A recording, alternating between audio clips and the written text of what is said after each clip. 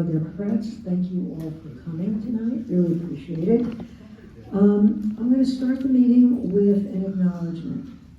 We, the Fidalgo Democrats, acknowledge that we gather on indigenous land, the traditional territory of the Coast Salish people, specifically the Samish and Swinomish people, and pay our respects to elders past, present, and future.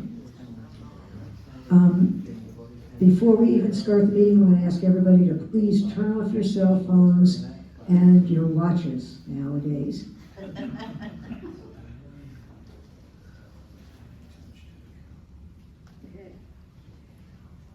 How we're going to start the meeting tonight is we have a couple of candidates here, Joe Burns and Jeremy Harrison Smith. So they're going to come up and talk to us about what positions they're running for and how we can help in their campaigns. I don't know if they have campaign information with them. Now, I'm looking, what happened to Joe? Oh, he's over there. Oh, he's hiding? Okay, so we'll start with Jeremy then. Oh, there he is, he's come back.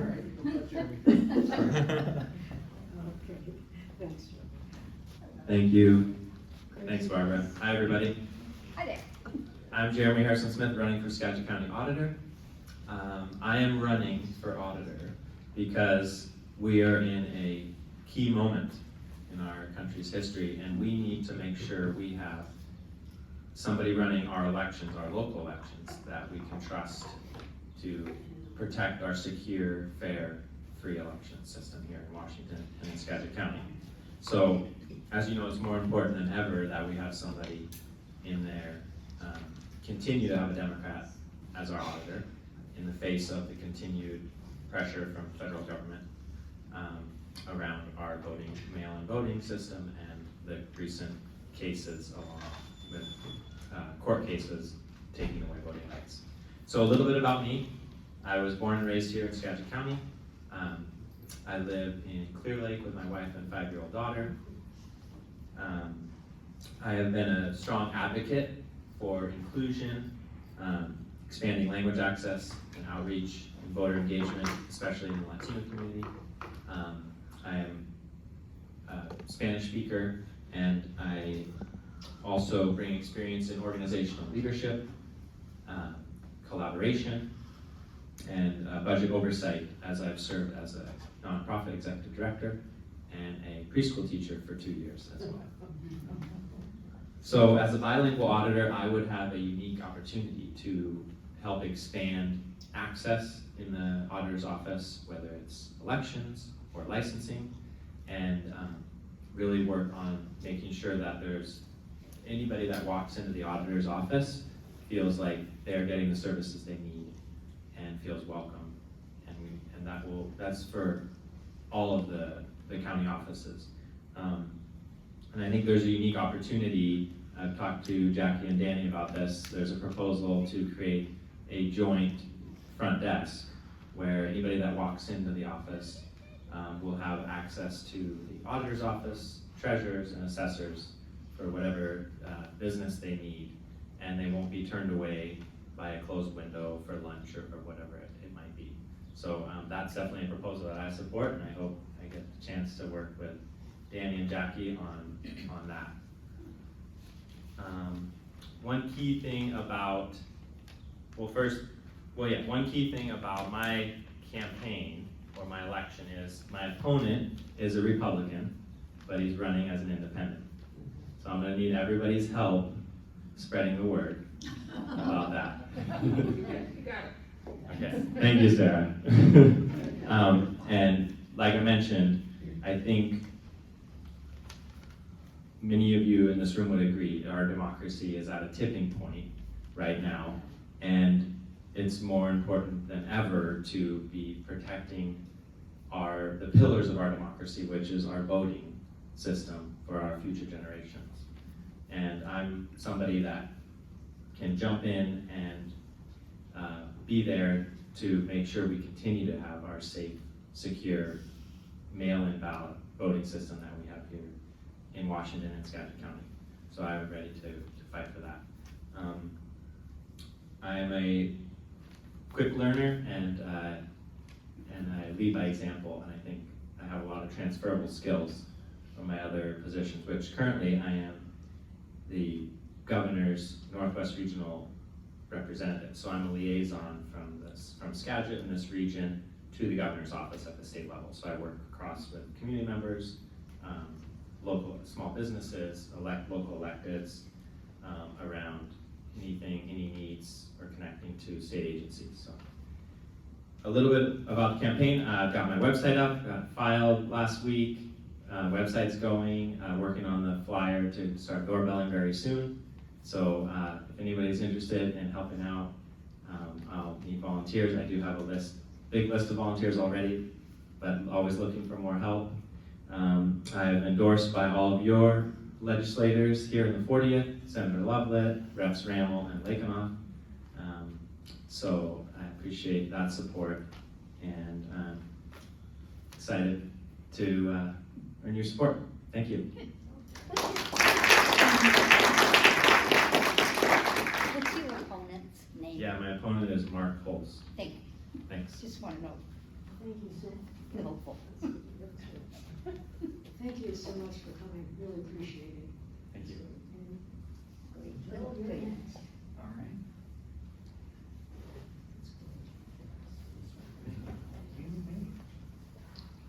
All right. Sorry, Danny just commented, nice suit. I actually found a union-made suit. I didn't even know that was still a thing. Union-made in America, that's what the little lapel thing is. That's not just me being patriotic. I was impressed when I saw this. I'm like, I've got to buy one of those. The price was even pretty good. So, I'm Joe Burns. I'm one of your Skagit County Commissioners. I represent District 3, but that doesn't mean I am only voted for in District 3. In the general election, you will have an opportunity to vote for me, and I definitely need your support. I have a current state senator running against me who raised around $100,000 from corporations in one of his last election cycles. So he's going to bring a lot of money in this race. I want to win this with grassroots donors so that I represent the people who funded my campaign. That's really the way I look at the campaign donations, is when you're taking money from somebody, you're also representing them and what they want.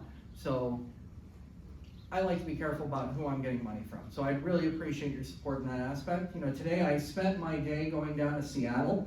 The mayor down there was signing the FERC relicensing agreement. That is for the dams that Seattle City Light has up on the Skagit River. And we got a number of things from that relicensing. One of them that's really important in my district is flood mitigation. So they're actually going to have a larger capacity in that dam when it comes to November 1st. They're bumping back a month and increasing the capacity, getting a lot closer to what was recommended by the Army Corps of Engineers back in the 1950s. And we desperately need that. With climate change happening, when we're seeing the increased flooding having it happen more often, I mean, having a flood in the spring is unusual for us. The flood in December was devastating for a lot of people. It's really important that we have that in order to help preserve our community and to help handle what happens with that river. The other thing we're getting from it is that they are also going to do fish passageways at some point in the next 20 years. I know, there's some loopholes you can drive a tractor trailer through, but I'm optimistic. And this is really important because we need to up the population of Chinook salmon. If you like going out here in the bay and seeing the orcas, the resident orcas live off Chinook salmon, and we need to see the population increase, and right now we're really not getting that from the mitigation of things that have been done to try to help them. We need estuary habitat, but we need more space in that river for them to roam and for them to populate so that we get higher numbers coming back when they are coming back from the sea. So I'm really excited about that. I think that that will help us long term. We just have to get there with the population and work on what we can do to help mitigate any other hazards to them, to ensure that my grandkids and your great-grandkids get to see the opportunity to go salmon fishing here. I do not want to see that go away. That's deeply important to the first people of Skagit County, and I've been working with them as much as I can to ensure that we are actually having better relations. That's something that the county has not always done with all the tribes. I'm trying to make sure that we bring them into more conversations. We get involved with what's going on with them, and we're inviting them into our conversations about the environment and our future here. Something else that I wanted to bring up, you know, I mentioned that I represent District 3. but I don't just represent District 3. It's kind of a misnomer having the districts, because I'm taking meetings from Marble Mount, bless you, all the way to Guemes Island. I'm making sure that I'm reaching out to anyone and everyone who wants to talk. I went out to Guemes Island during the haul-out. I wanted to experience what it was like to be on the walk-on ferry, have to find a parking spot out on the street.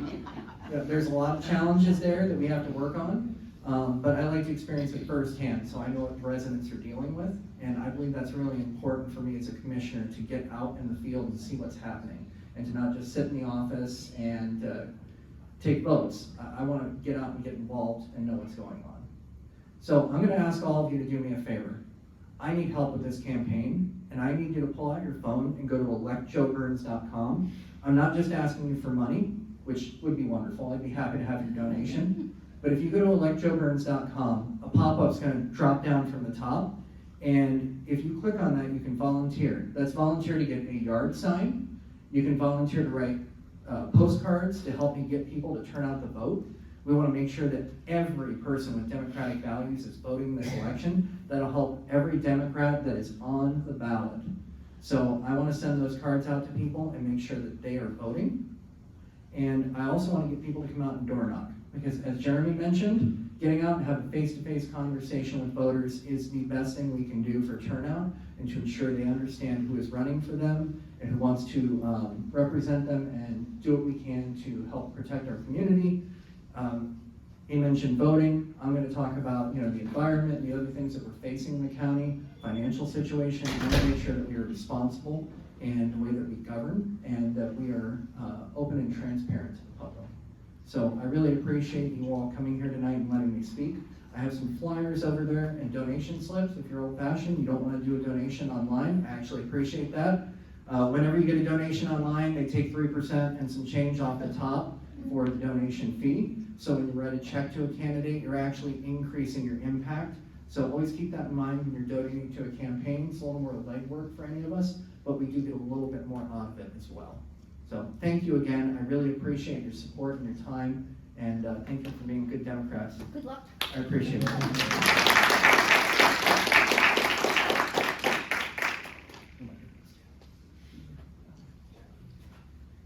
Well, thank you both for coming. Well, sorry to interrupt. Jerry forgot to tell. Oh yeah, he has a, I've got I don't have my flyers yet, they're in design phase, but I have a QR code you can scan for donation, and I also accept checks like Joe. I'll write down the address. Thank you. Great, thank you both so much for coming, and thank you for being candidates. It's a lot of work.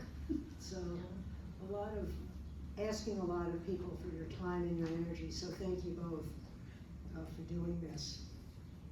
I was going to ask if there's any other elected officials, Democratic Party people, PCOs. If you'd like to raise your hand. Great, thank you. Actually, Thank you. last week was filing week, and we have 15 PCOs now, Democratic PCOs. Great. Good, that's good news. Yeah. I think people- Yes, thank you, Leah. And I think a lot of people are stepping up to the plate, realizing that they've got to do something. That whining and complaining is great, but anything done feels good, maybe. Okay, and then I was going to read something that I'm quite sad about. I don't know how many of you know, but Corrine has moved.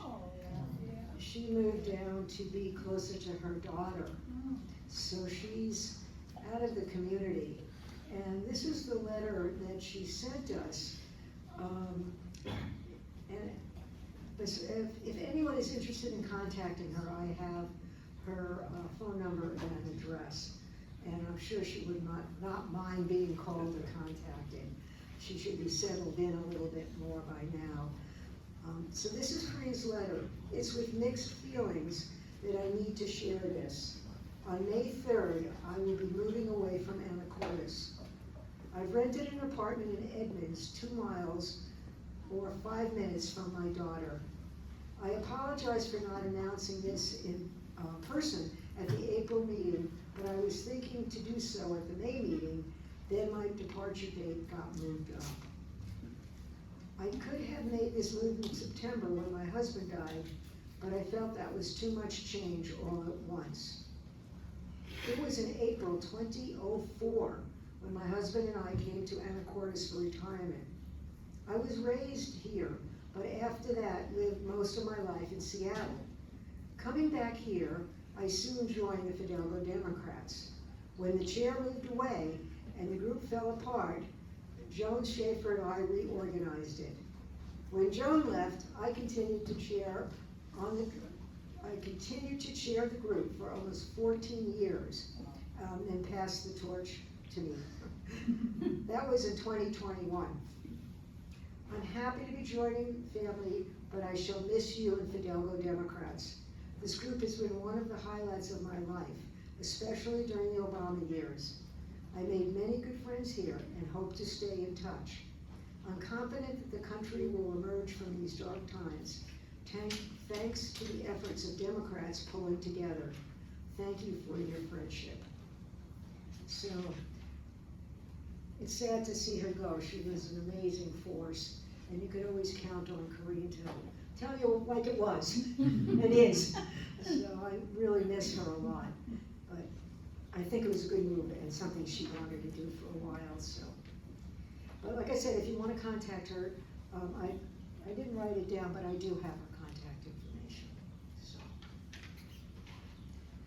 if you're not on the mailing list, please sign up. It's in the back.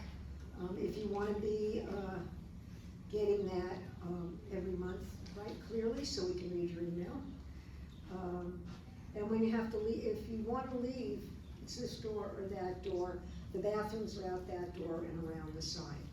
So, and there, of course, there's wonderful cookies in the back from Rita. Thank you, thank you. And some decaf coffee and tea. So if anybody wants that, you're more than welcome. And Rita is recording today. So thank you for recording the meeting. And so people can listen to it online if they can't make it in person. And we often find a lot of people do watch our meetings online. So, the Fidalgo Democrats are an independent democratic association with a focus on education.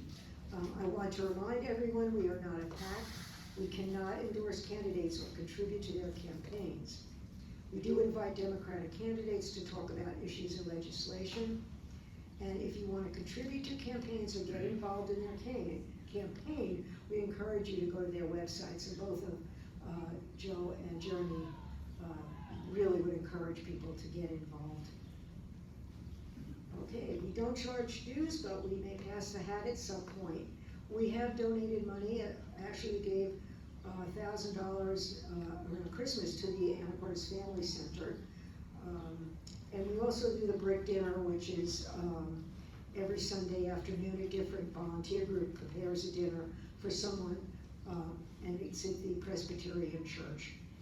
So it's really worthwhile, and we all enjoy doing it too. As far as announcements, I'll be quick. Pride Parade, Sunday, June 21st. And it's Father's Day, right? Yes. Yeah, it's Father's Day. And Vicki Bester is the organizer. And what we've done in the past is the Fidalgo Democrats we bring our banner, and Anacortes stands up, bring their banner, and we all walk together. And if Skagit has somebody to help, they'll come over too. And it's a fun parade, it really is. And it's nice to get out and support all that. Yes? I'm with the Pride Board, and it is on a Sunday this time, and we're going to end in a different location, and the time is 1 o'clock that we start for people going to church. Oh, okay, well, I'm glad you said that, because I thought it was starting earlier. Great. Yeah, All right. We need to make sure that gets clear. Yeah, Yeah. okay, thank you. Thank you so much. Same place that we always do. Walking down Commercial, we'll start like on 3rd, and then we'll go over to where the Saturday market is. The depot. Oh, yeah. Instead of the park. Yeah, so it's gonna be a fun We're parade. mixing it up this year. Right, good for you, thank you. And thank you for telling us about the time, appreciate that. And then we do the 4th of July parade as well, and the Fidelco Democrats and Anacortes Stands Up will be walking together. And again, that's a fun parade, and we try to get sort of closer to the beginning than the end, just because. Because sometimes we can, sometimes we can't. But anyway, that's just two of the events coming up, so kind of mark your calendars if you'd like to that. And if you don't want to march, it's always wonderful to be an audience and cheer people on. And I just wanted to mention, several of us went to the Anacortes High School. We went to the Cap Santee High School and the Anacortes High School to register students to vote. And we registered 137 students. Thank you.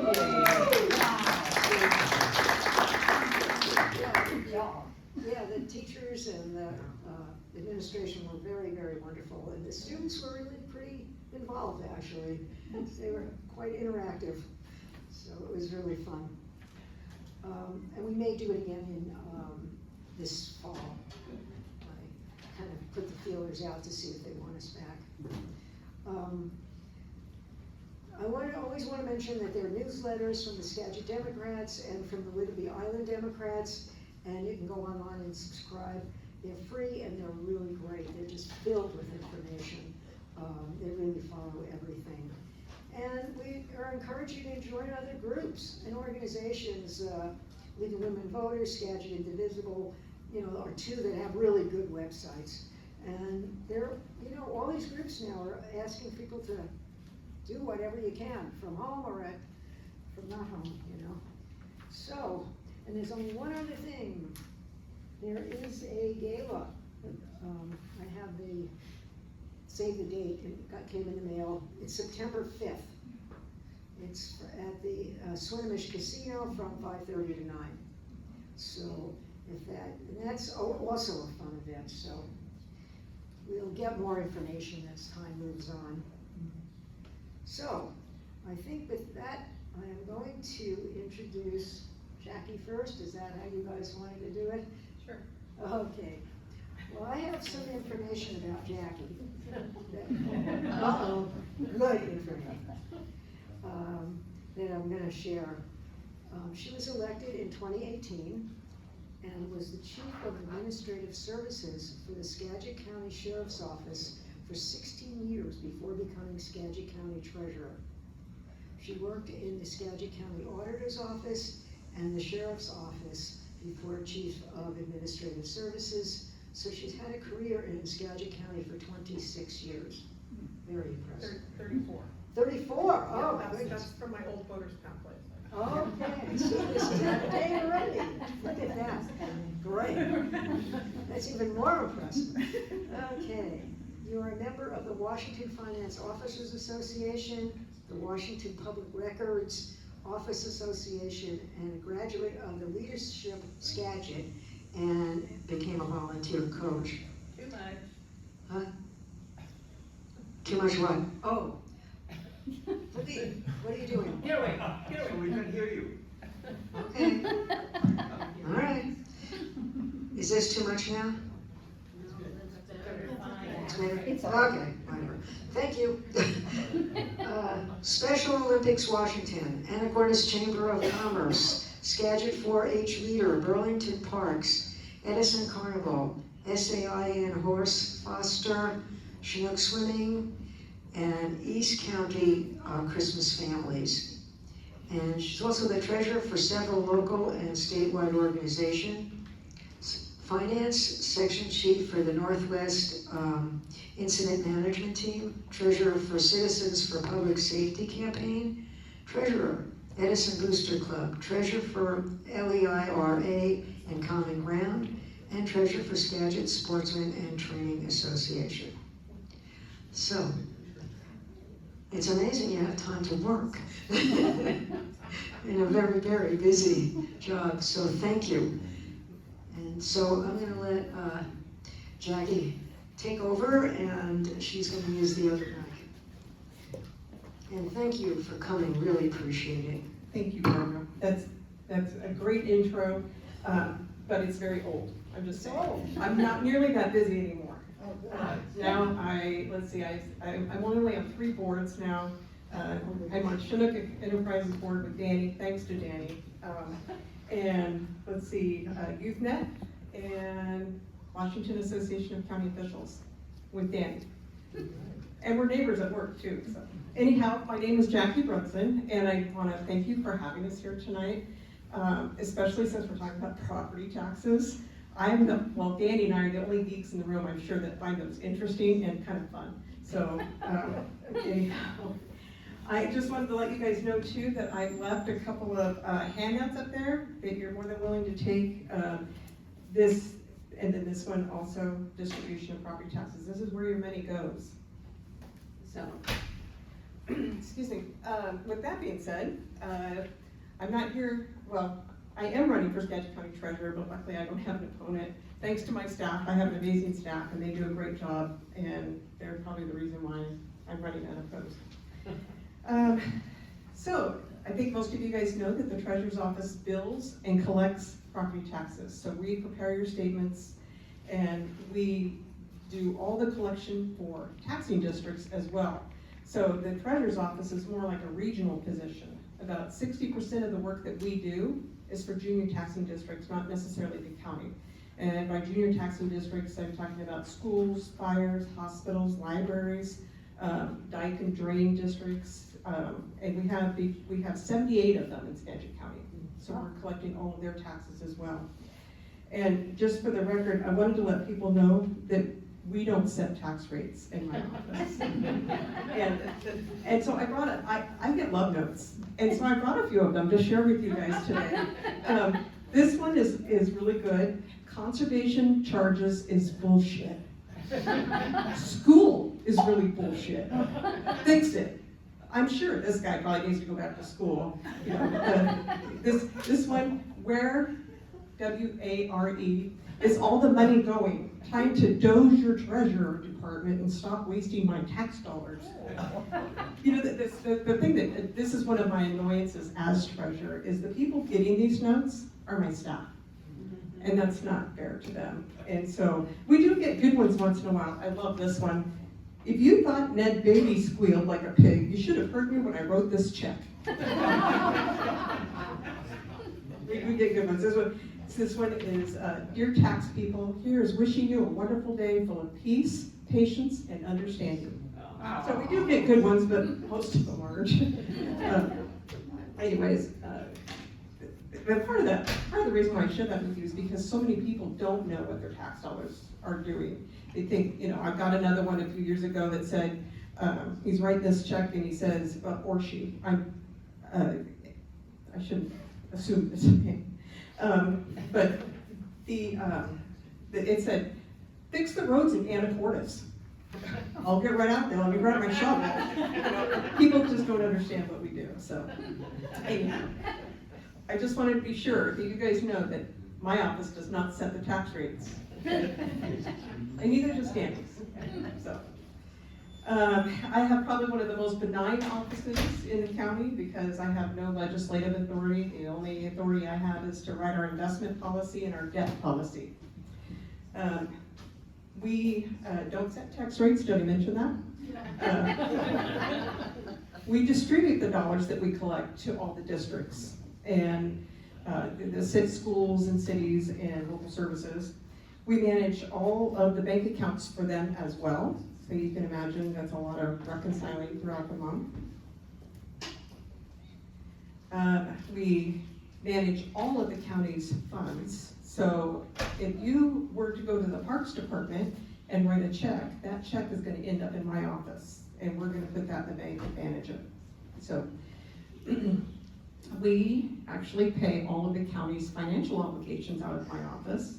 And this is where a lot of people get confused and they say, but the auditor's office. Well, the auditor's office just writes the checks. We transfer the money. We make sure that check is good. So there's a lot of people that think that happens in the auditor's office and they just write the checks.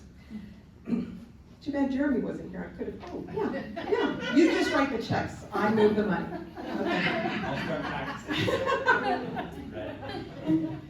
Okay. We also manage the debt payments. So if there are bonds that have payments. Those are always due on June 1st and December 1st, which is why your taxes are due April 30th and October 31st. It's so that the cash can be there for debt payments. That's one thing that my office does that I think we underplay a lot, is we do a lot of cash analysis and cash balance, and so make sure that we have cash flow. Every once in a while, we'll have a district that they think they have budget, which happens in Jeremy's office, but they might not have cash. And so that means that they're writing bad checks. And so the county, we have a program called registered warrants, and so we're literally are loaning them money on a short-term basis. And they pay us interest for it too. We invest public money safely and responsibly. We have between a $400 and $500 million investment pool that we manage, and that's all the money for all the districts and the county. And so we get better rates, obviously, with a bigger pool, and it's really advantageous for some of the smaller districts who are investing a lot less than $1 million. Real estate excise tax. So when you buy a house, you have to pay sales tax or excise tax on it, and that is done through my office, and we act as an agent of the Department of Revenue. So it's not, we are mandated by the Department of Revenue to accept their real estate excise tax. So even if you have any kind of transfer on a deed or anything like that, that happens in my office also. Another thing that we do, that we don't necessarily like to do, is tax foreclosure.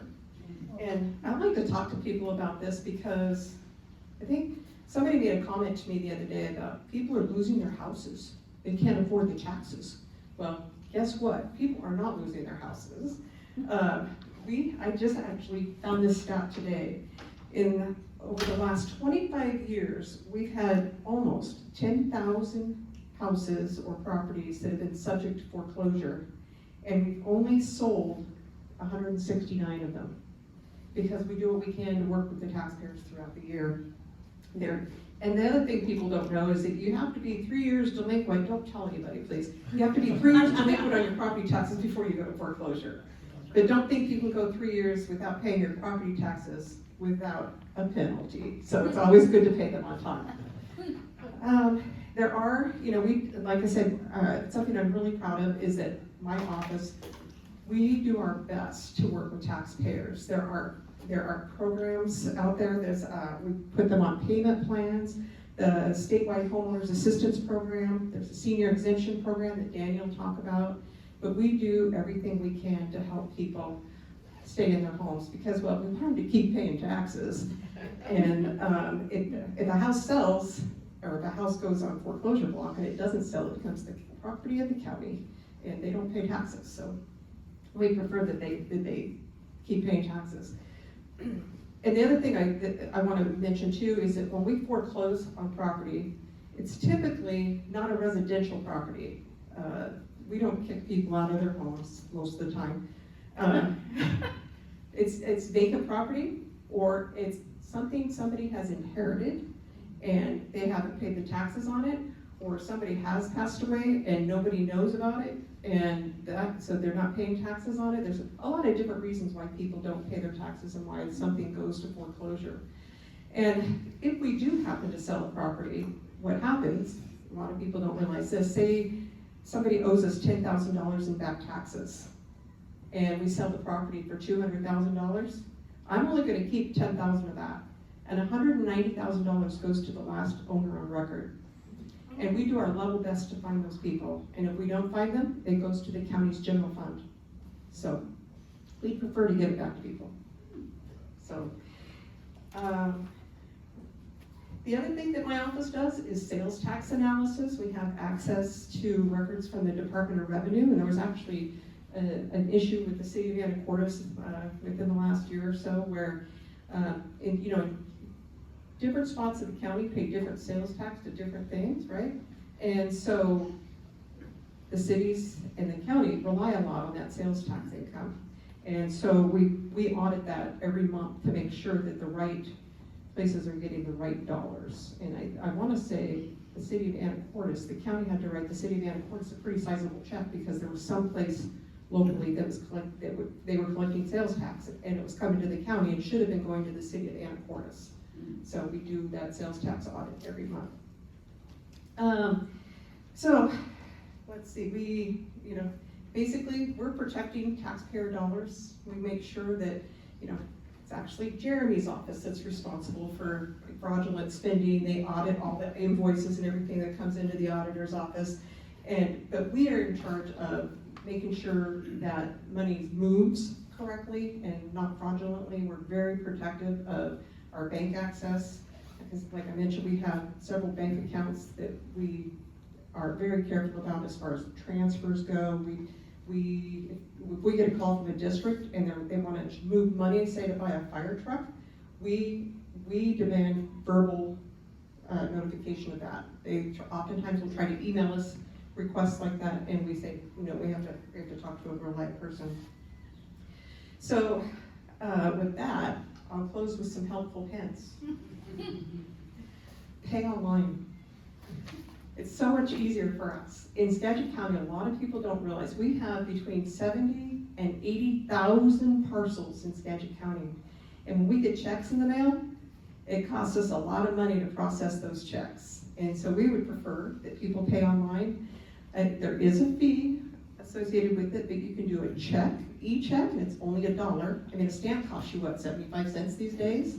And it's so much more convenient. And what happens is the third-party processor that we use for online payments, they send us an electronic file. We get the money overnight, and we get the payment overnight, or the record of the payment, and we can upload that in a matter of seconds into our system. Whereas if we get a check in the mail, we have to open the envelope, and hopefully there's a coupon with it. And if there's not, we have to figure out, or hopefully there's a parcel number on the check, and if there's not, and this happens in real life, we have to figure out the parcel number, which I have some really good investigators on my staff too, so we typically always find out where the money is supposed to go. So we open the envelope, we figure out where the money's supposed to go, which parcel it belongs to. We have 2 ways to process payments. We have what we call check-only payments, and we have coupons, and we have a scanner in our office. And so it scans all the coupons and all the checks, and an electronic file gets sent to the bank. We don't send your check to the bank. I think it was Philippe was complaining the other day about how quickly his check cleared the bank. I'm just saying, we're doing our job, right? Yeah. So that's why, it's because we're sending an electronic, as soon as we get it in the mail, we're sending an electronic file to the bank overnight.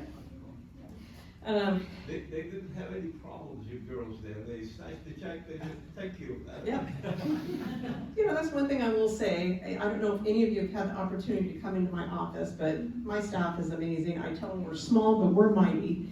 And I have one of the smallest departments in the county. I have 9 people that work in the treasurer's office, and they recognize that we're separating people from their money, and they treat people with respect and dignity, and they're always very friendly, and we kept them well fed. We have a potluck like every other week. Anyhow, so the other thing is, if you do insist on paying by check instead of paying online, please write so we can read your writing. I'm just saying. The other thing too that people do is they'll write, say, $10.85 in the line down there, and then the legal line is what the bank considers right, and somebody might write $10.82. The bank will send that check back, and they'll say, you owe us 3 cents. So, I mean, little things like that, it happens often, and it just creates more work for us, and every time we get checks or we have to make a correction like that, it takes manpower, and it takes time. And so it's just way more efficient if we could read your writing. And the other thing too is, if you have multiple parcels, which happens oftentimes, you can write 1 check and send all your coupons in. Or you can write 1 check and put all your parcel numbers on it. But it's much better for us if you send your coupons in. So, anyway, I think that's about all. I want to say one more thing that I didn't mention the other day is one thing that Danny and I do that helps taxpayers is we both work legislatively with our state legislators to try and get tax law change, or not just property tax law, but there's certain things that we do in our office regarding real property and personal property tax collection. And sometimes those RCWs become very archaic. And so sometimes we're not following the rules, not intentionally, but it's because the rules are so old, they're almost impossible to follow, right? They're asking us to do things that we just can't do. And so we go to Olympia and we try to get legislation changed that makes things more efficient for us and better for the taxpayers. So anyhow, that's about all I have. Do you guys have any questions? Yes, ma'am? I have been to the office and the ladies there are awfully nice. Thank you for being there. Thank you. I'll let them, I'll share that with them. And I also have one gentleman in the office, and he's as cute as a bug. He is, he's only like 24 years old, he just had a second baby, right? So he's got all those other ladies in the office that, you know, take him under their, yeah, it's a fun place to work. Okay, Will Riker, I saw you raise your hand. If I pay online, like you're suggesting, I don't know, I do the old fashioned write the check, usually on time. But where do I send my There's a mean, reason why he said usually on time. where do I send my mean letter and note if I'm doing it online? Can I still send that to you? Well, you know, there's some motive behind my, you know, saying pay online, because then we don't get those nasty grants, right? Yeah. No, I mean, it, you know, we try to take it lightheartedly, you know, because like I said, my staff, they're amazing, and they don't deserve some of the love notes. I call them love notes. They don't deserve some of that. And so that's part of my education piece when I try to talk to people is like, don't do that. Those people don't deserve that. They're nice ladies and one gentleman. Yeah, so anyhow, anybody have any other questions?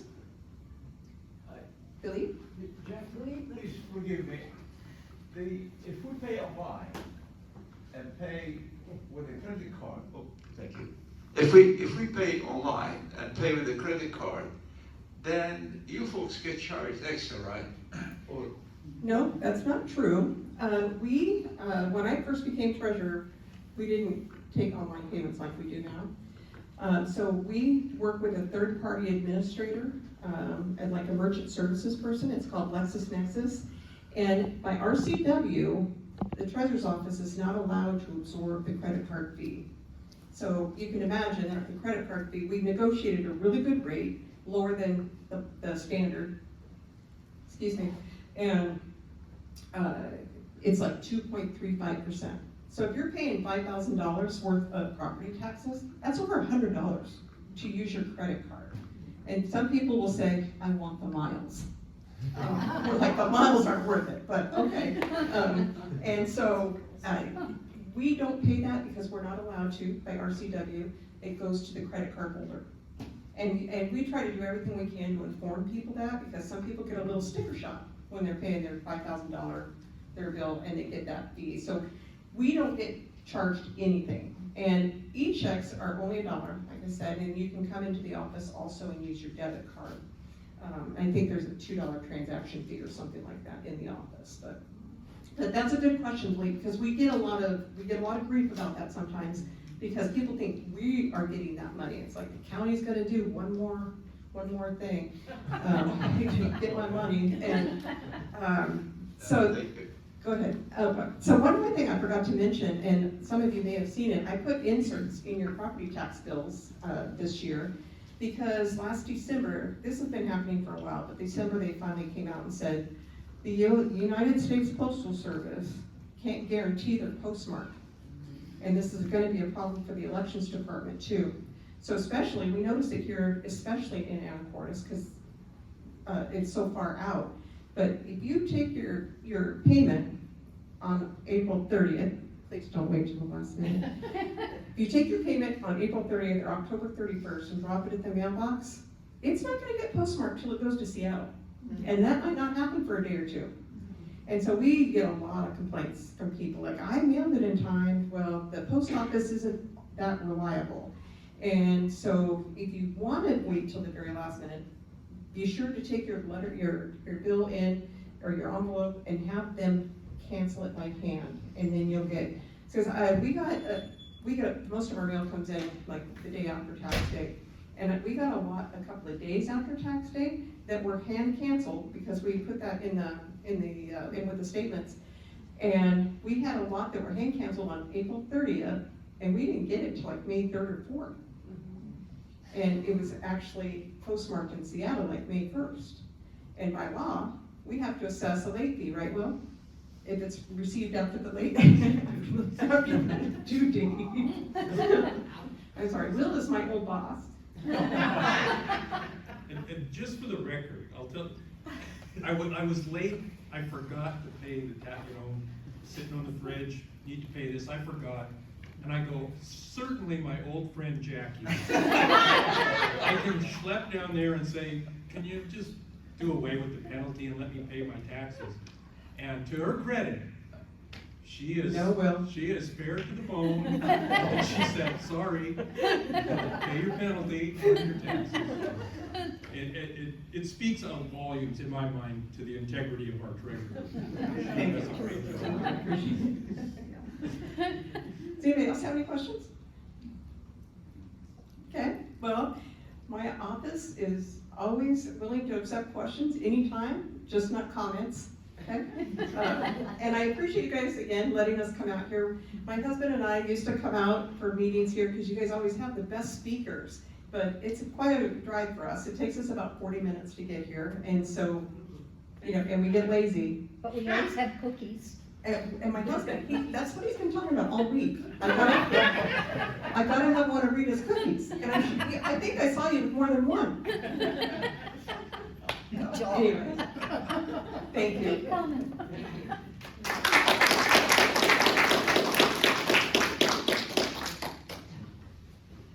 Thank you, Jackie, for coming, and thank you for all you do. Really appreciate it. And now, Denny Haggen is going to talk to us about what the assessor does. Barbara had said she had an intro for me as well, and I didn't know if I wanted to risk it or not, so I said I'd cover it. So hopefully I'm still on the screen for online. My name is Danny Haggen, Skagit County Assessor. Today we're going to talk about property tax in the state of Washington, fairness, accountability, and protecting seniors. So a little bit about who I am. Skagit County Assessor. I am president of the Washington State Association of County Assessors, the second vice president of the Washington Association of County Officials. Jackie is the secretary treasurer of that, because she's willing to say yes, and I really appreciate her for that. I've been a speaker at several national conferences. The next one will be in Calgary. It'll be my first international presentation, and I'll be speaking on vertical equity there. Published author in Fair and Equitable publication. It's an IAAO publication. IAAO stands for International Association of Assessment Officials. Also a member of the Leadership Skagit Class of 2018, was a volunteer as an advisor, master advisor, facilitator for 6 years following that. This is actually my first year not being super active in the Leadership Skagit program, but it is one of the crown jewels of Skagit County. I'm truly a fan of that program. I'm also the board chair of Chinook Enterprises, where I've also recruited Jackie, and hopefully without too much delay, we'll be able to make her the treasurer of that operation. And I'm also the board president of Community Action of Skagit County, which I know now has an office out here in Anacortes and is doing some really good work with employment services. So I'm proud to be a supporter of that organization. And a couple of the more important things I forgot to put up here. I'm someone that was raised in the Skagit County Assessor's Office. My dad was the Chief Deputy Assessor for Mark Leander for quite a while. So from 1996 until 2012, I was kind of running around that office. My father was a firm believer in child labor was the best labor, so anytime the office moved, I would go there. Anytime the power went out up on Bow Hill, we'd go hang out in the warmth of the office. So I really did grow up in the assessor's office. And then for a little bit about my personal life, I'm here with my fiance Fallon. Between the two of us, we have a blended family of 6 kids. Yeah, we stay very busy. Because that is not enough, we also have 4 dogs and 3 cats. And live at the house with my mother. Which at this point is almost necessary just to be able to like not be outnumbered by the kids so much. So enough about me. Oh, another thing, these pictures that are up here are all pictures I've taken, so you'll get a little bit about who I am. I do love to be in the outdoors. I love Skagit County and I love hiking. So these are all photos that I've taken. There is one photo that I did not take because it's of me, but I won't ruin that surprise. But we'll cover tonight how Washington State's property tax system actually works, why property tax is a good tax, who bears the real burden and why, the senior exemption program, who qualifies and what just changed with this legislative session, and what our office is doing right now to serve you better. So what does the assessor's office do? Like Jackie mentioned, we're roughly 85,000 parcels. That includes a lot of like mineral rights, tied lands, but we're really 80,000 strong of real and business personal property accounts. So that includes residential, commercial, agricultural, industrial, and our office is required to value all those properties every year. The treasurer just spoke. We are not the treasurer. We do not collect your taxes. We actually don't even have a cash drawer in our office. So we have to ask the auditor's office for permission just to buy something off of Amazon. So we are not the treasurer. It is our office duty to value. We administer all the exemption and tax benefit programs. That includes current use programs, which help keep farmland and timberland in production rather than being developed, and then obviously the senior exemption program. We are an elected independent office, accountable directly to the people. I think that's something worth mentioning. I am not the public director or public works director who is accountable to the 3 commissioners. I'm up for a vote every 4 years, and very happy to say that this is a year that I'm up for a vote and also running unopposed. And I take that as a really good sign that people respect the job that the assessor's office is doing, and that we continue to do a good job, but I'm hopeful to continue to do even better. So a lot of people don't think that an elected official should come up in front of a group of people and say property tax is a good tax. I'm not going to recommend that for most people. I've done it enough and it hasn't cost me yet, so I'm going to keep doing it. But I do believe property tax is a good tax. And for the number one reason that it is transparent. Raise your hand if you know how much sales tax you paid last year. Raise your hand if you know where every one of those dollars went. Raise your hand if you know how much federal income tax your neighbor paid. Don't do that, that's probably illegal. We know all those things with property tax. This is a property tax statement that I pulled off from the website. I won't say who it is, but their title might be City of Anacortes Mayor. I like pulling mayors because I know they live within the jurisdiction. So here's a property tax bill. We know how much they pay, they know where all that money's going, and we all know the assessed value that's driving that. Which makes my job really hard because everyone can say whether this is fair or not. If we were all walking around with the amount of sales tax that we paid above our heads, we'd have a lot more opinions about whether this is fair or not. But we don't know, so we don't have an opinion. We don't know how much everyone pays in federal income tax, so we don't have that opinion. But I get a lot of opinions about whether what they pay in property tax is fair compared to their neighbors. I am pro-transparency. I think making my job difficult is a good thing. That transparency leads to accountability. A story I like to talk about is, I like to talk about it as long as I'm not in Burlington, but Burlington Edison School District purchased property, probably early 2000s, that they didn't do enough research on. They thought they were going to be able to build a school on it.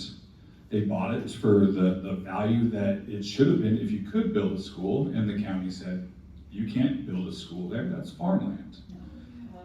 They lost a lot of money on that purchase. For a long time after that, the community did not say yes to the school district levies. I'm not a say no to levies person, but I am say that it's good to have accountability.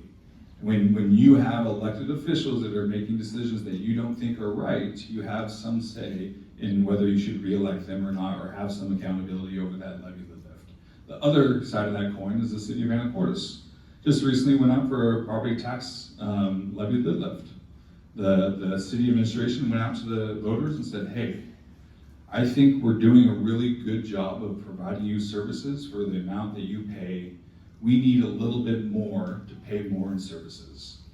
And the community said, yes, we think you're doing a good job. Please collect some more property taxes, and we trust you to do well with those services. City of Mount Vernon, where I live, Jay just went through that.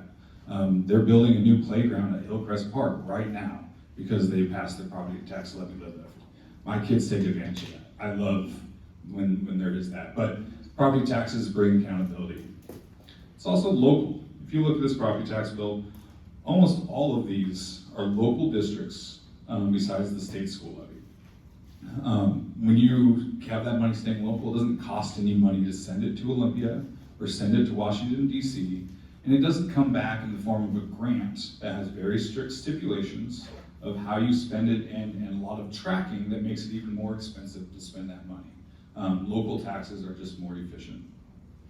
They're also stable. And property taxes in the state of Washington is a budget-based tax system. We'll talk about how that works a little bit later, but we know that in the state of Washington, most taxing districts, cities, counties, the state rely very heavily on sales tax. That's great when your economy is really humming, right? Because you're collecting sales tax revenue at a higher rate than inflation. That's great for taxing districts. But when things happen that are completely out of your control, like tariffs or making enemies of our neighbors to the north, these things happen and then boom, you're taking a direct hit to your revenue because you're not collecting that sales tax. That's not a stable source of revenue. Property taxes are stable. They don't go down when the economy is going down. They also don't go up when the economy is going up, and I'll also talk about that a little later. And then also, rising values do not automatically mean higher rates. So in the state of Washington, we have what's called a budget-based tax system. Really quickly, I'll say what a budget-based tax system is not. It's not a rate-based system where the state has a fixed rate of, let's say, $10 per thousand. That's the state of Oregon. Every year, as values go up, the rate stays the same and you end up paying more or less taxes based off of how the value changes. Then there's also assessment caps. Prop 13 is the most known of that. And that's where instead of the assessed values following the market, they're capped. And so that really restricts the assessed value in that and creates a lot of inequities. In a budget-based system, each taxing district sets their budget based off of what is legally allowed. What is legally allowed is last year's budget plus 1%. So any new growth in tax revenue for property tax, it's capped at 1% plus new construction.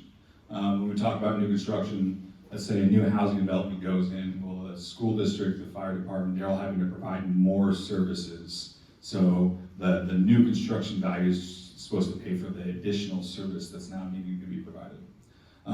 If that 1% is not enough, which when inflation is much higher than 1%, all of our local districts are really struggling with keeping up with that. You have to go out for a voter-approved levy lift.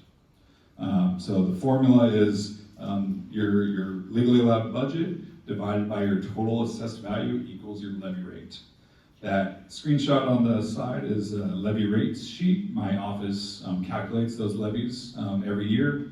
One thing to notice, right under the city levies, you'll see City of Anacortes, they collected just over $8.7 million last year in total taxes based off of $6.8 billion in value. That's the levy rate they collected it at. If you look over on the far side of that, you'll see the different levy rates. And some people don't realize that depending on where you live in Skagit County, you pay a different levy rate. Because your levy rate depends on what taxing districts you pay into. If you're living in City of Anacortes, you pay the City of Anacortes, but you're not paying the Mount Vernon School District. Mount Vernon School District has a much higher levy rate than all the other school districts in Skagit County. So that means that some of the highest levy rates in Skagit County are inside the City of Mount Vernon. Luckily, I live in the highest levy rate in the county. Woo! It also means I get the most in services. And supposedly, no, actually, I really think the City of Mount Vernon has a lot of incredible services. They offer something called a supervised playground. So all summer at one of the playgrounds in the city, you can drop your kids off and they have staff that are there watching. And so they can be there for up to like 7 hours. Completely free, they provide lunch that's more than worth it for my entire property tax bill. So let's get into how the levy rate works. So districts set their budget first. That budget is divided by the total assessed value of all the property inside that district. The result is the levy rate, so what you pay per 1,000 in value. And then when values grow faster than the budget, the rate goes down. So historically, values in Western Washington have been increasing at a much faster rate than 1%.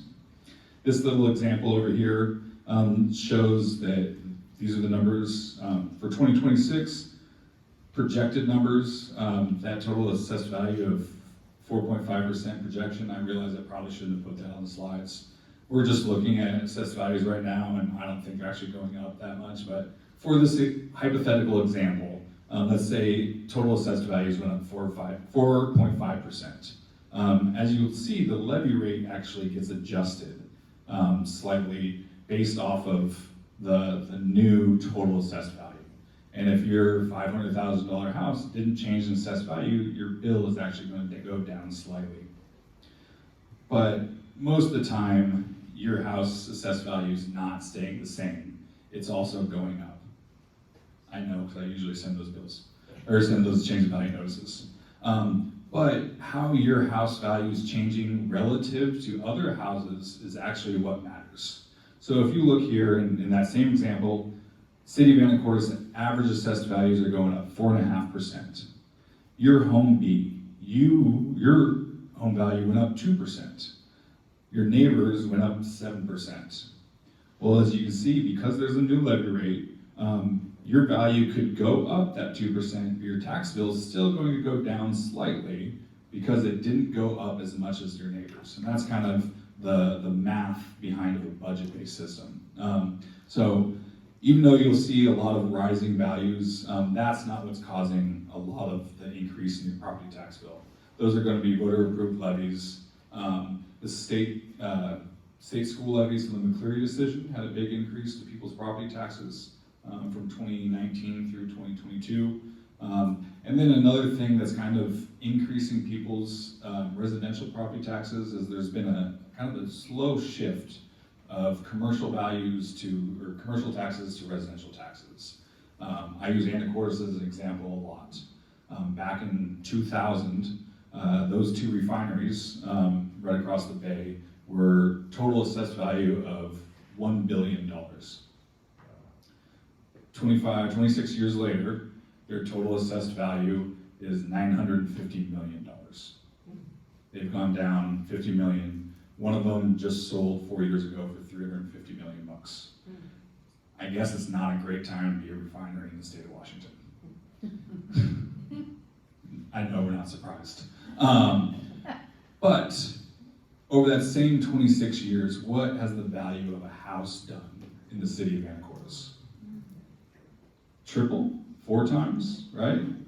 So that means the taxes have been shifting from the refineries, which used to be just a stalwart of the tax base for Anacortes. And now it's really the residential homes that are the stalwart of the tax base of Anacortes. So that's not good or bad, it has been a slow shift. Can I ask you a question? Yes, absolutely. How are assessed values arrived at? It's a really good question.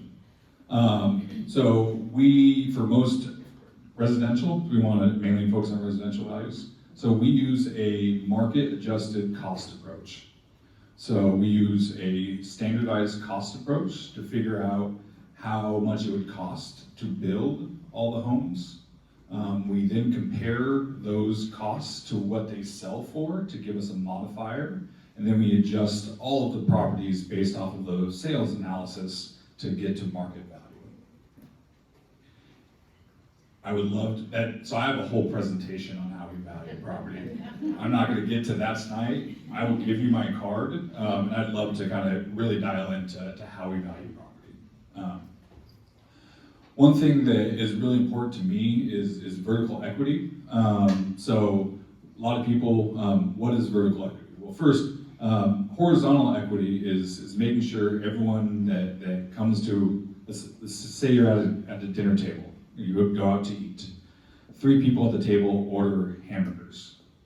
Horizontal equity is making sure that when that bill comes, everyone that ordered a hamburger pays the same. They order the same thing, they should pay the same thing. That's horizontal equity. Vertical equity is when someone ordered the filet mignon and another person ordered hamburger helper. I don't know what restaurant still serve hamburger helper, but and making sure that they are each paying their fair share is the vertical equity. So when it comes to housing, it's making sure that condos that are selling for $300,000 are being valued at the same fairness as a custom home on Fidalgo waterfront. That's kind of been a big thing with me. And there's been a lot of kind of bad press about how property tax is unfair, and a lot of it's driven by this idea that there's a lot of vertical inequity. In the state of Washington, there's really not as much vertical inequity, and a lot of that is the laws that we have that kind of require us to value everything at market value every year. Actually keeps things a lot more fair than states like Illinois, where you're only valuing something every 10 years, right? And then as values shift, there's unfairness creeps in. So yeah, annual market value assessment gives Washington a stronger foundation than most states. So every property carries its actual weight each year. One of the reasons we didn't used to always be like that, the state of Washington was a state where you would only assess once every 6 years, that value would stay the same, and then you'd wait 6 years to get a new value. That was working just fine for a long time, and then we got to the peak of the market. Skagit County reassessed Cedar Woolley at really high values. The market crashed. The next year, Anacortes was the next area that got reassessed. They were assessed at lower values than Cedar Woolley. And there was this huge shift of taxes from Anacortes over to Cedar Woolley. And Cedar Woolley was pissed, right? And the commissioner blamed the office. Unfortunately, my dad was working in the office. My dad was like, this is just the state law. I'm not doing anything out of the law. This is what we do. But there is a reason why we value annually the whole county. It is for fairness. It's not to try and get any extra money. So in Skagit County, how we measure vertical equity is we look at kind of sales ratios. So a sales ratio is kind of what level is our assessed values at compared to sale prices. We usually aim for around 93% of sale price. On average, that's right where we're at. To make sure we're doing that fairly across all price ranges, we do what's called a sale ratio by decile. These statisticians in here? Oh, fun, this is good. So if you look down at the bottom of that chart, those deciles, just imagine them being 10%. So there's the 10%, 20%, 30%. A lot of the way to visualize this is what properties in Skagit County are in each of these deciles. That first decile, that's bare land, that's recreational property in East County. You get to deciles 3 and 4, you're talking about some of the single family residences in the city of Burlington, condos, things like that. City of Mount Vernon, a lot of that residential is in the 6th to 7th decile. And a place named Fidalgo Island has a lot of that 9th and 10th percentile. It also includes Squeamish, Sinclair, but usually waterfront and views, which I think is something you guys have quite a bit of out here, is really what kind of drives up value. As you can see, we are valuing all of those at a very similar rate. I wish I had other kind of counties or states to kind of show this to compare it to, so you have some context, but we're doing a fantastic job. Median ratio of 94.3%. All of our stats are well within IAAO standards, and we've actually made improvement in every one of these measures since 2022. So if you live in a really big house on waterfront in Fidalgo, your taxes have probably been going up, and it's my fault. If you don't, we're trying to shift some of those taxes to where they should be fairly, not any more than they should be paying, but just exactly what they should be paying. And so I published a report from the Lincoln Institute of Land Policy and their vertical equity report. I post that on the website every year, so you can go there right now and see our reports from 2025, and I hope to have 2026 coming soon. So there's an issue with our state's tax structure. I had a mentor that described the state tax system as being a three-legged stool. You have your property tax, your sales tax, and your state income tax. Anyone ever use a two-legged stool?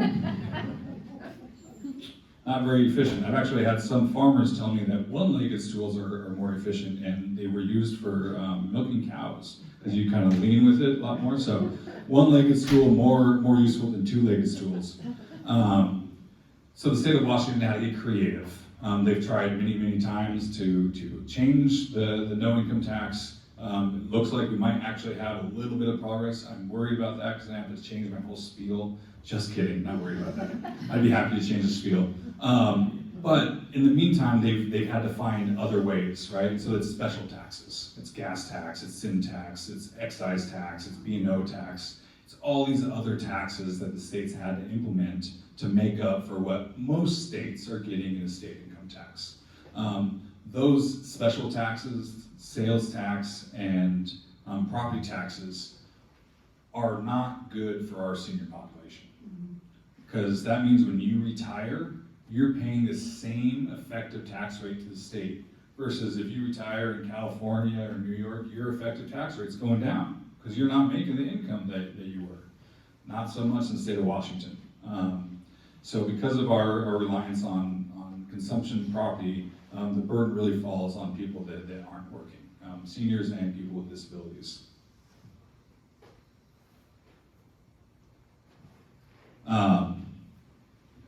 This is a really kind of important subject to me, and one of the things I do like to talk about a lot is the senior exemption program, because of who gets squeezed by this tax system. So I did a little looking. If you go to Skagit County Trends, it's actually a website put together by Eastern Washington University, and it shows all the really cool data over the past like 20 years. So in Skagit County, rents have gone up 89% in the last 15 years, and income has gone up 88%. You're like, huh, that's actually pretty even. I was rather surprised by that. So if you're still working, you're doing okay. I'm not going to say that you're not struggling, but relatively, you're doing okay compared to 15 years ago. Retirement income is not the same, right? Retirement income does not have that flex. let's go 12 years ago, 2014, my mom retired from county government. She worked for the Skagit County Prosecuting Attorney's Office. She had a pension, my dad had a pension, he was gonna work longer, her retirement was all set up. At that same time, I was working at Janicki for $13 an hour, and actually got $15 an hour because I was working swing shift.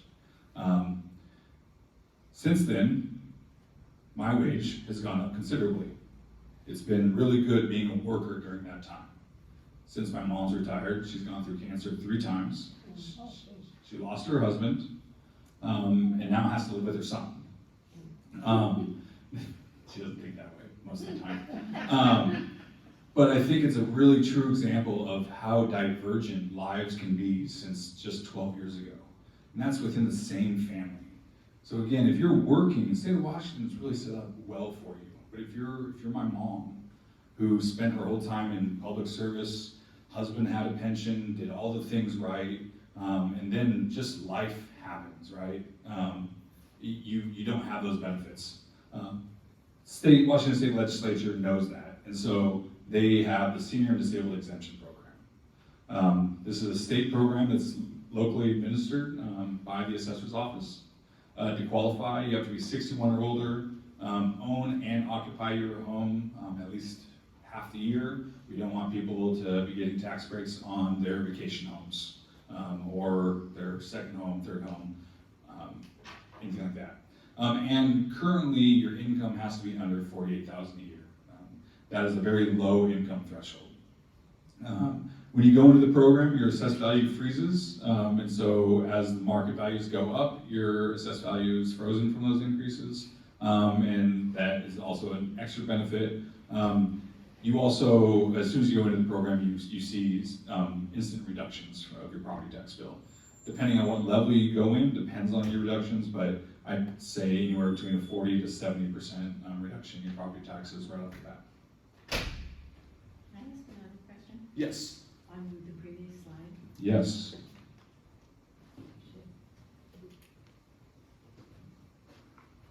Thanks.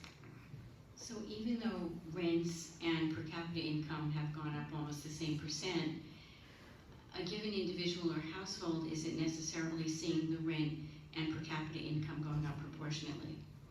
So if you're low income, you're more likely to be renting, and your rental costs are going up more than a wealthier person who may be a homeowner, whose income is rising even faster. So maybe you could comment on that, because I think that's another part of the population that's really adversely affected that I haven't heard you call out. Yeah, and so you're very right, and I think one of the biggest issues is there is really no support for renters. I would talk much more about it if my office had something to provide to renters. But at this point, renters absorb the cost of the property tax bill, but they're not directly paying it. So any tax reductions we're giving to the owner of a property, not the user of a property. There is state legislation that had been proposed a couple years ago that was going to go along with the homestead exemption that I'm in favor of, that would also come with a renter's tax credit. Here's one of those really interesting wrinkles though. Most of the time when states give renters tax discounts, they reduce their state income tax. When you're not charging anyone a state income tax, you can't reduce it. And so it's harder for the state of Washington to find ways to give reductions to renters because they're not directly, it'd be like a sales tax reduction. So very valid point, and you're right. It is not proportionate, these are just kind of general numbers. I just feel like that first bullet leaves one with the impression that all boats are rising together. No, there's definitely inequity in incomes and different careers, and that's, we've seen a lot of that, especially since COVID. So I appreciate you bringing up that point.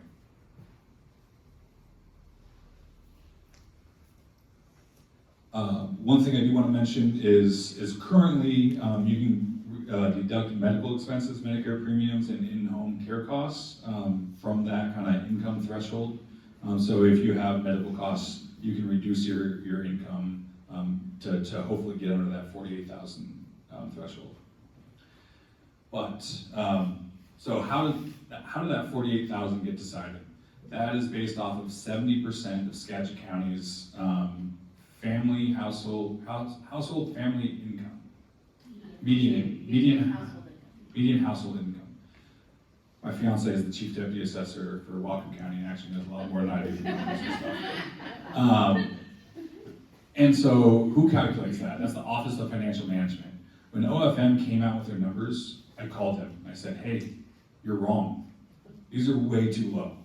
You had them at the same, we had us at the same level as Cowlitz County. Has anyone ever been down to Cowlitz County?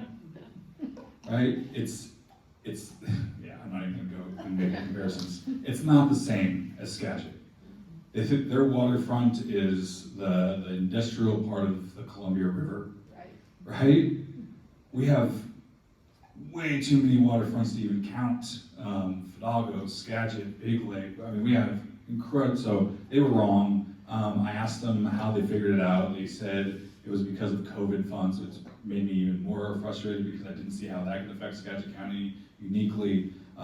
They called me this time before they released the numbers, and they were right this time, so there was no big issue. But I still don't know how they got it wrong, but that's one of the reasons why that 48,000 is where it is. It should have been 53,000 at least, but OFM got their math wrong last time. Good news. Engrossed substitute Senate Bill 6162 takes effect in 2027. It has already been signed by the governor. It passed Washington State Legislature. It is going to increase the percentage of the household median income from 70 to 80%. That's to match AARP's recommendations. So I guess most of the country, they do 80% of household family median income for calculations of these things. We're gonna fall in line with that. Because of that and OFM getting their numbers accurate, Skagit County is going to see the largest threshold increase in the state. And that means we're going from 48,000 to 78,000. My office is expecting an increase of at least 60% of applicants. And that's about 2,000 new applicants. These are also going to be much higher income applicants. So it'll take more time for us to review all that, but this was legislation that the Assessors Association was very proud to support because we do deal with the phone calls from people that are having to make really tough decisions because of the property taxes that they're paying. And for me, knowing that we are in a state that doesn't have a state income tax, and as a worker, the amount of property tax I pay compared to what I'd be paying in a state income tax in Ohio. We were in Ohio for a conference, and it was just like, wait, I'd be paying 6% if I lived in Columbus for a state income tax, plus the property taxes. It's like, holy cow, I'll just pay my property tax and be happy with it. We also are adding a standard deduction, so you don't have to bring in your whole life story and medical receipts when you want medical deductions. You can just select a standard deduction. That's $7,500 or $15,000 for a couple or domestic partnership.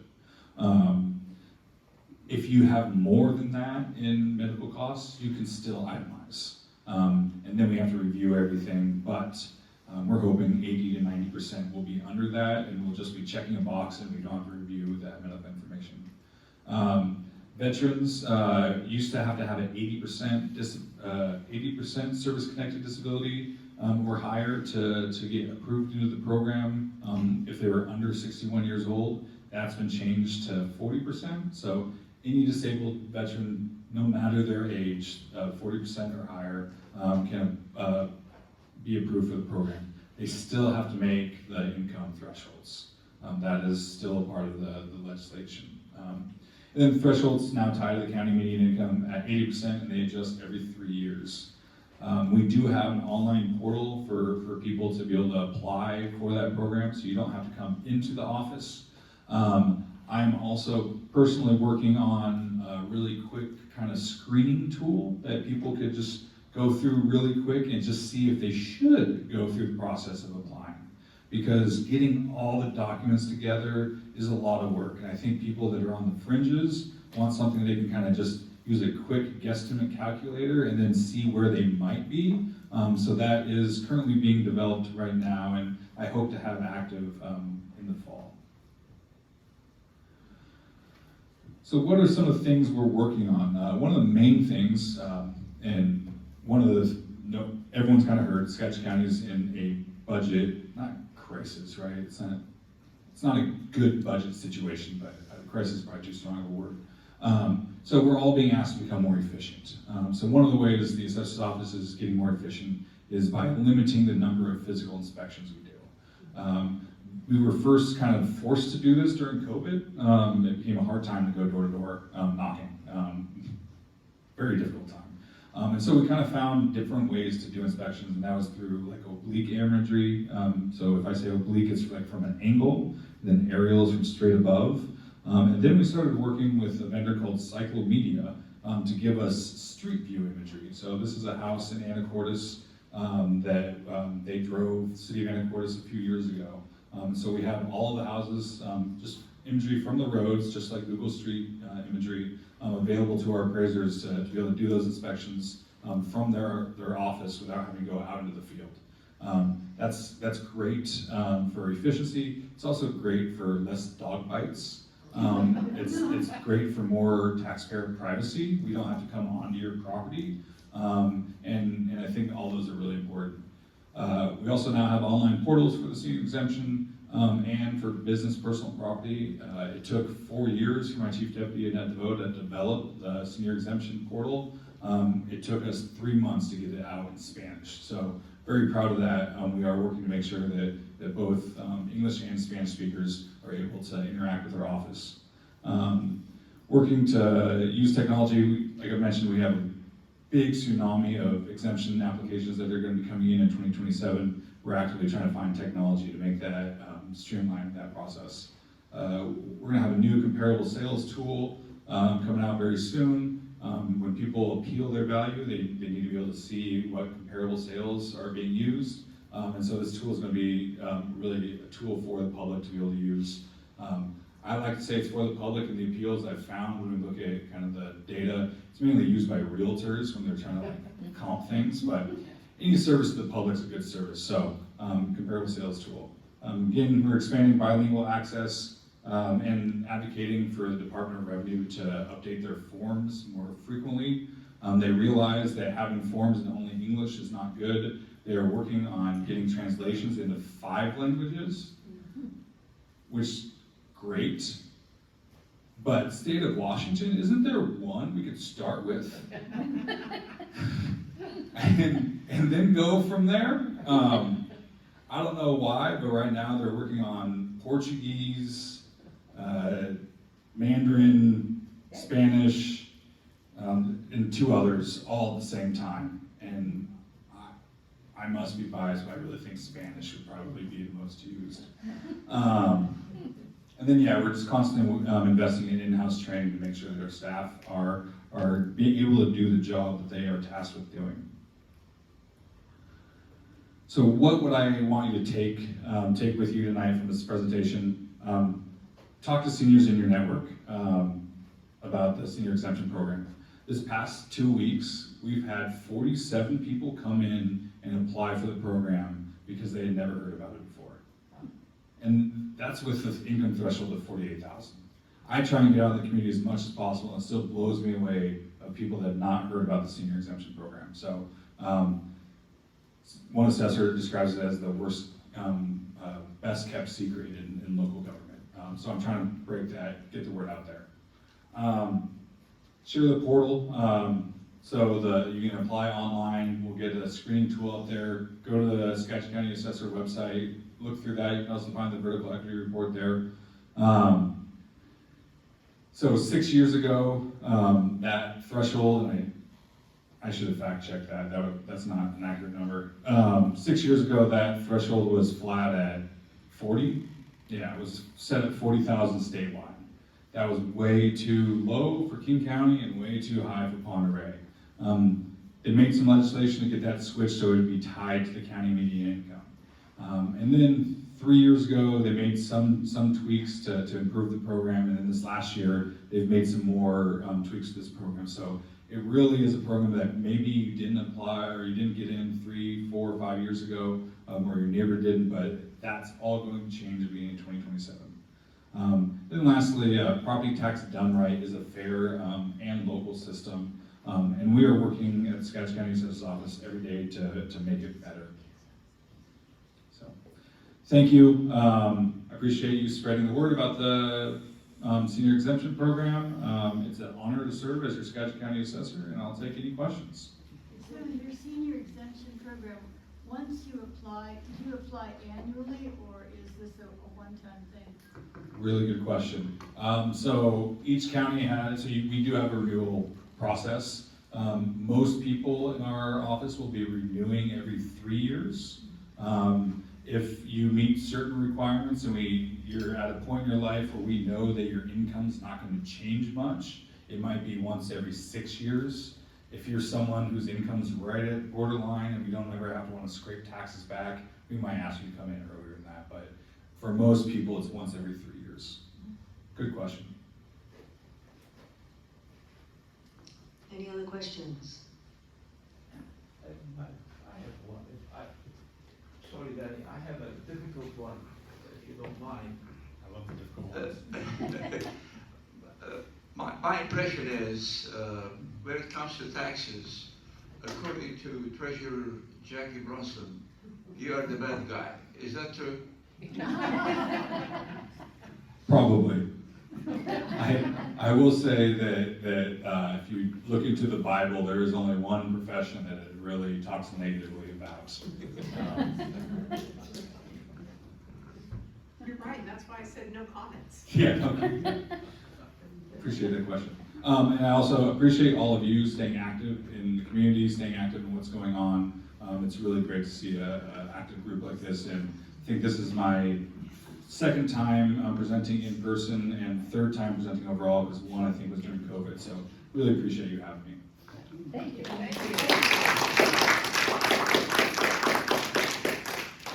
Thank you all for coming, really appreciate it. This is really an interesting presentation Yeah. from both Treasurer and the Assessor, so thank you. If anyone has time, we could use some help putting the chairs back. And we will for sure know that people will be watching this on the video. That's very popular. So thank you all again for coming, and thank you, and thank Jackie. Oh, good, they're cleaning up the cookies back there. More cookies.